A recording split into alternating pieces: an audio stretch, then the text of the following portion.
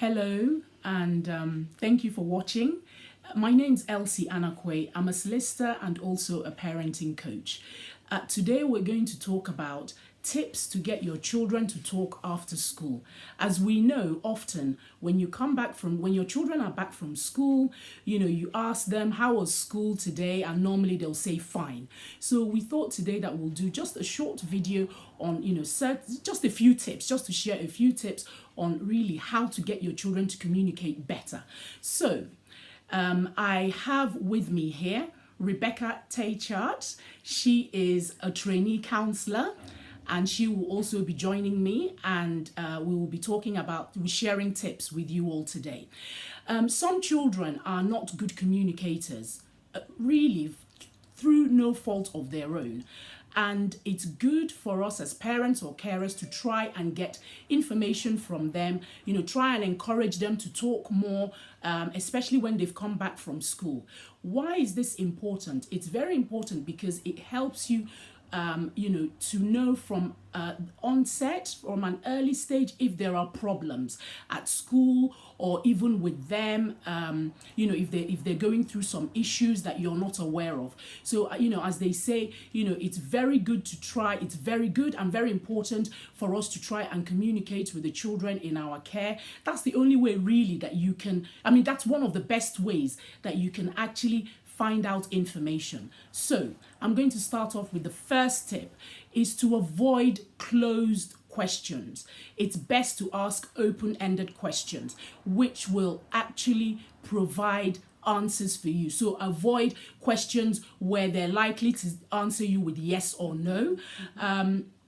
So that you'll be able to get the answers you want. Be specific. So, for instance, you could say, what did you do at school today? And how was it? So that way, you're likely to get, a better answer than school was fine. Oh, yeah, it was okay. And then you can ask again things like, what did you have for lunch? Did you enjoy it? Did you finish your lunch? Who did you sit with at lunch? Again, why is this important? You're also trying to find out perhaps, things to do with friendships, things to do with, how well they bond with other children at school. So it's very important. Again, who did you play with at break time? This also links back to the earlier one about, friendship, etc. Rebecca, do you want to join? And do you have something to say? Yes, I certainly do. Yeah. Because when you speak about open-ended questions, you're not supposed to ask them close-ended questions that will tell you yes and no, because they are so used to it. I know they are tired. They're quite tired after school. So you have to make it fun for them. You can even talk about your day. Oh, do you know I saw this and this? I met this and this person. And then you get them talking. That, oh, your best friend today in school, what did two of you do? What did two of you talk about? And how did it go? And sometimes they're like nothing, everything is fine, because they're kids, they're always like that. But the good thing about it is encourage them to talk and give them the opportunity to talk. Exactly. Don't interrupt, just let them, talk, just let whatever they say, and also listen. It's very, very important to listen to them, give them the opportunity, like Rebecca said, to talk, and watch their body language, because it's not all about, them vocalizing how their day was or what they did, etc. It's also about how, they react, because sometimes even with the so-called open-ended questions, they may just give you answers to confuse you, yes, for you, to derail you, so that you won't really know if there are, problems. So it's very important to, listen to them, give them the opportunity to speak and listen to them. Be patient with them.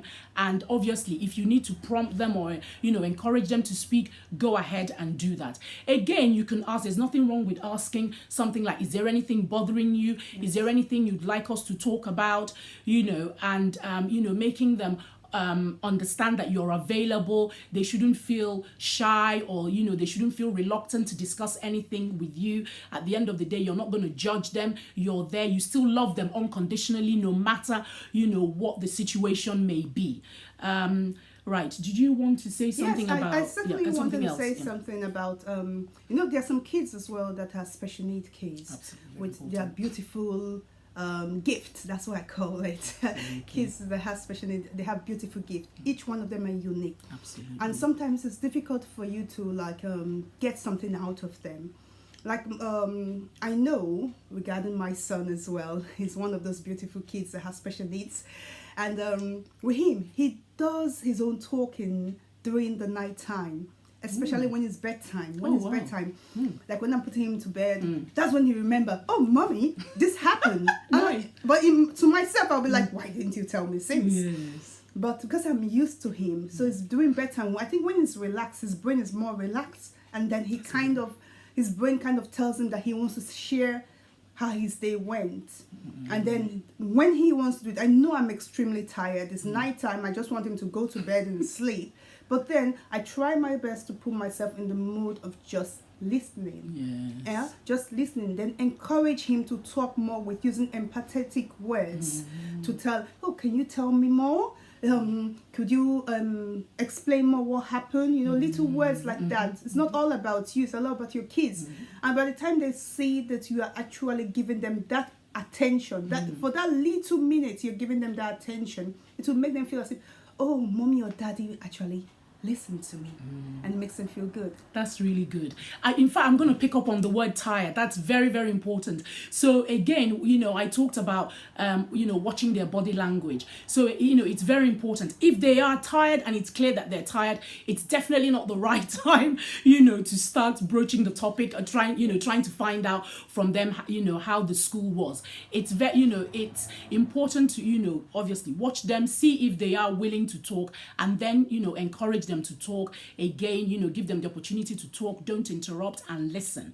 And another question that you could ask is, you could ask them if there's anything bothering them. I think I mentioned that earlier. Or ask them as well, was there anything that happened in school that they'd like to talk to you about? That's always, it's a good opportunity, again, for you to find out if they have, any issues that, they need to talk to you about.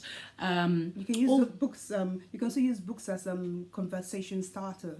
Okay. Like for example, when you don't want to read their books and everything like that, you can always use that as a conversation starter. Explain to them, let them know about the book. You can even laugh about it. Good. In the books there are stories there when they are reading, especially when they are about to do their homework, or when you're even having dinner as well on the table. That's for those of you that have dinner together. Yes, exactly. So that's a very good way of communicating and letting everybody share their thoughts and share their day as well. Yes. Because a family that eats together will stay together, which is good. I like that. And then another thing as well, a strategy that I think is also good is asking questions and using a sliding scale. What do I mean by that? It basically where, for instance, you can ask them on a scale of 1 to 10, with 10 being the highest, how was school? So, and then you can kick off the conversation based on that. And if you do that on a regular basis, if they're constantly scoring 4, 5, 3, or 6, and you're not happy with that, then that something is not quite right. And you can then broach the topic, speak to them, about what the issues could be. And if it's something, that's more serious, you may have to approach, your child's form tutor or teacher or the appropriate person in the school, to discuss the issues that, your child, may be going through at school. So yes, that's a good strategy that, one could put in place. Is there anything else you want to add? Yeah, you can also talk about it's all about you getting the right questions out there when you're dealing with your children and your kids. Like for example, you can always ask, did somebody push you today in school? What is your teacher most important rule? What happened in school today? Things like that. You can always throw that in. Then you can always ask your best friend in school, did two of you study together? Or did you enjoy the English class? Just always exactly. You always ask them, because sometimes if you ask, did you enjoy the English class? They'll say yes. Yes, exactly. And they're like, yes, we did. Oh no, exactly. No, I didn't enjoy it. Yes, absolutely. But then by asking them, did you enjoy the English class? You should always also ask them that question that follow it as well. Like, oh, I can see you said yes, but I can see you you're saying yes, I enjoyed it, but your body language is telling me that you didn't. Even though they don't understand body language, some of them will not understand what body language. But then you can always tell them, your body language tell me you didn't understand, you didn't enjoy it. So tell me, did you enjoy it and everything like that? Yes. Just keep on asking And them. even something like, what was the best part of school for you Yes. today? So again, they will be, encouraged or, to actually speak and tell you, what they found, exciting or fun, or what was the best, the worst part of school. What didn't you really like? So these are, the tips that we want to share with you. I don't know if you have any other, or if you're happy for us to yeah, we can just round it up now. Okay. So, what I would say, which, yes, I know, all the parents or carers that, are watching this already know, is that there is no perfect child, and there's no perfect parent. There is no perfect family. Parenting is a journey. Just keep at it, and we will surely get there. So it's thank you and goodbye from me. It's Elsie here. And Rebecca Taishet as well. Yeah, and if you have any questions, please feel free to contact us on YouTube. We have a Facebook group called the Anakwe Way. Feel free to join us, and please do subscribe. Thank you so much, and that's it from Rebecca and Elsie. Bye-bye. Bye.